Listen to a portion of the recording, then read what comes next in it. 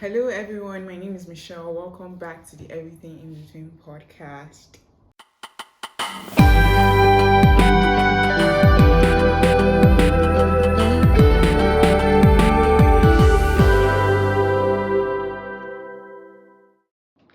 Guys, how are you doing? Welcome back to another episode. I told you guys that this December we're giving you episodes every week. So you better subscribe. If you are someone that watches us consistently and you haven't subscribed, why haven't you subscribed? We're on a goal to reach 200 subscribers before the end of the year. So please subscribe to our channel and help us meet our goal.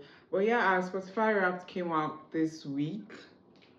And I was quite surprised. I'm not going to lie to you. I was like, because I felt like our listeners had abandoned Spotify. I mean, we did start on Spotify, so a lot of people or most people that listen to us like from the beginning of when we started found us on Spotify before we joined YouTube. We literally joined YouTube this year actually for season 2, and I was surprised. I was like, you guys are actually listening. Wow.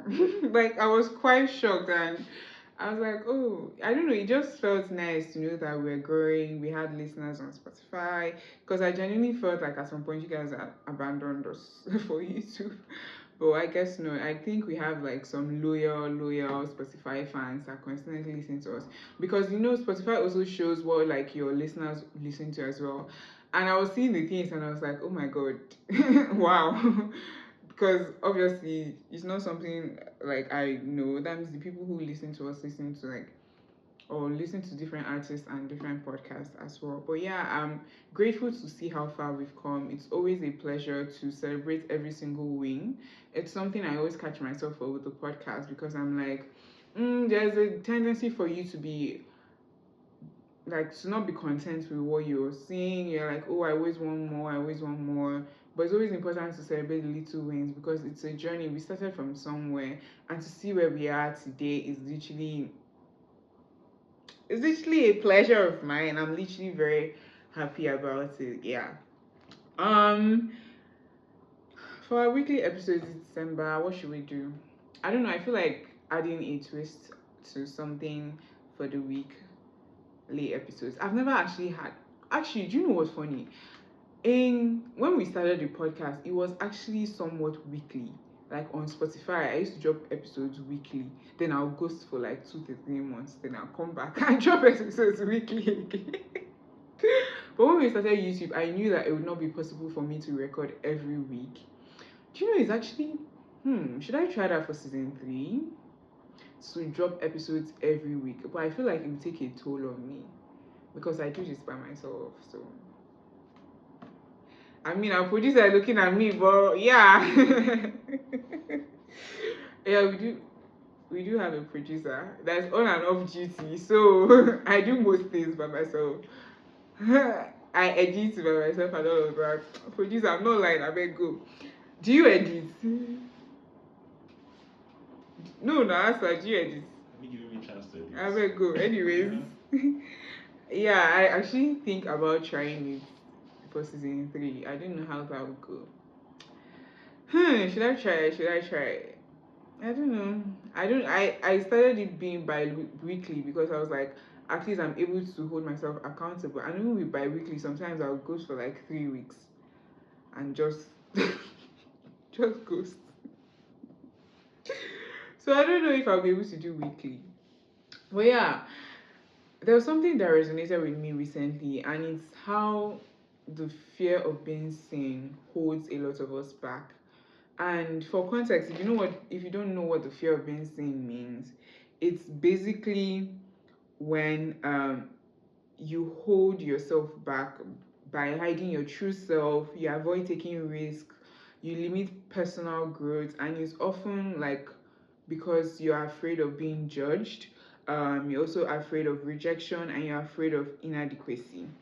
And I say that because there are lots of things that we often want to do. There are lots of things that we reach out or we try to do. Even like with this podcast, I catch myself a lot because I'm like, nobody is going to talk about this podcast more than I would. As much as I have friends, I have family who are the most supportive ever, nobody's going to carry this on their head more than I would, because it is my podcast. It is my own thing that I'm doing. And sometimes I feel like, oh, I'm doing too much with the podcast. I'm always asking people to subscribe. I'm always like, oh, please follow us on all platforms. Sometimes I feel somehow, I'm like, am I doing too much? But then I catch myself again and I'm like, if I don't do it, who's going to do it for me? Nobody is going to come outside and tell people, oh, please subscribe to this channel. I can ask my friends to help me repost and do all of those things, but they also have like channels or things they are doing that they also have to carry on their heads as well. So as much as you are afraid of like people looking at you or judging you, or because they are seeing you try, they are seeing you make efforts to do certain things, it's important to be able to ground yourself and be like, you know what, this is my business. And even, oh my god, I faced the same thing with my business, because at first when I started, my face wasn't attached to my business, and I was scared. I was like, oh, I don't know, this and that. But the thing is, I always like to test the waters, because even with this podcast, season one was entirely audio. We had 15 episodes. They're still on Spotify, to be honest. The audio is not great, so if you go back and listen, don't blame me. But the audio wasn't great. My face wasn't attached. We just had like a bland logo for to let everyone know a new episode was out. I was playing a lot with like designs on Canva, just random things, right?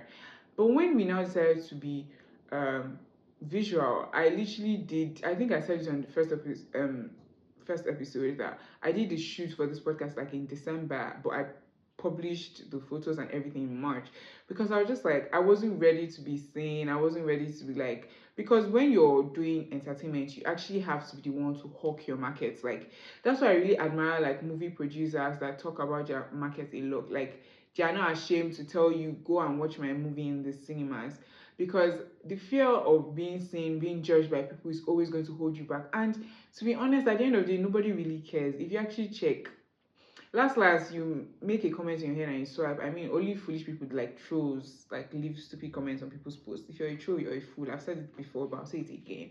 But yeah, I trolls are just, yeah.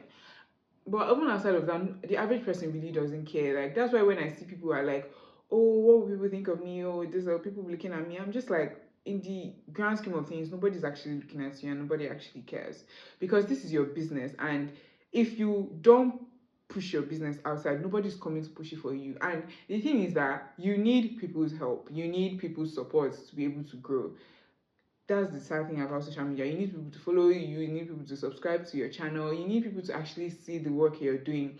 And personally, since I stopped being shy about the podcast, I can see how much it's grown. There was a time where I even sent like a message to a couple people. I was like, please post on your status so that more people subscribe to the podcast. I opened a TikTok for the podcast. I started talking about it on my own pages.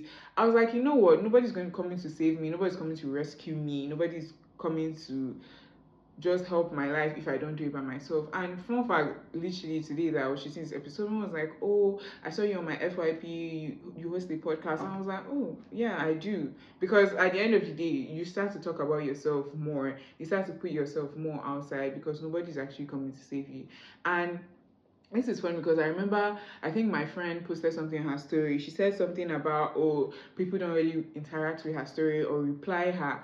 And I messaged her, I was like, you do realize that the people watching your story are not your fans, right? If you want people to interact with you as much, go to TikTok. And she was like, oh, she has TikTok anxiety. And then I was like, oh, so why are you not expecting people to react to you like as if they're your fans? And it just made me realize how much we as human beings hold ourselves back because of what people say. It is literally what happens with African parents, right? Sometimes an African parent may not have a problem with what you're doing, but they have a problem with what the person outside will think when they see what you're doing.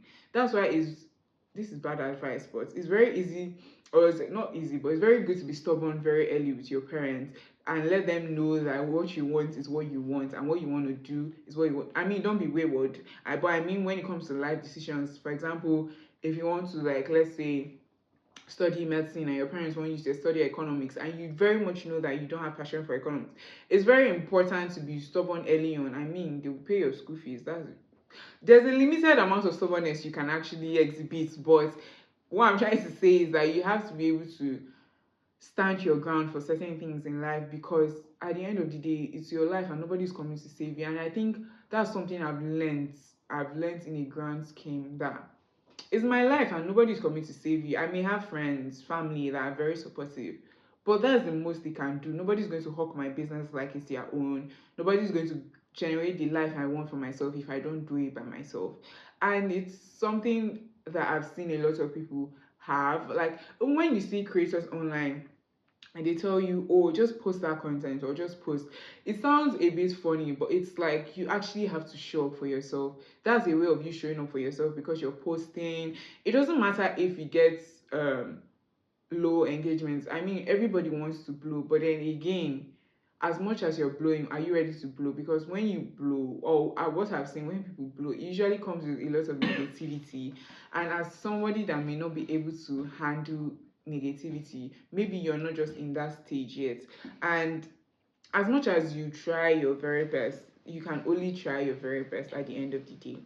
So it's important for you to like just do things you want to do, not because you're waiting for somebody else to do it for you, or you're thinking, oh, what will these people say about me?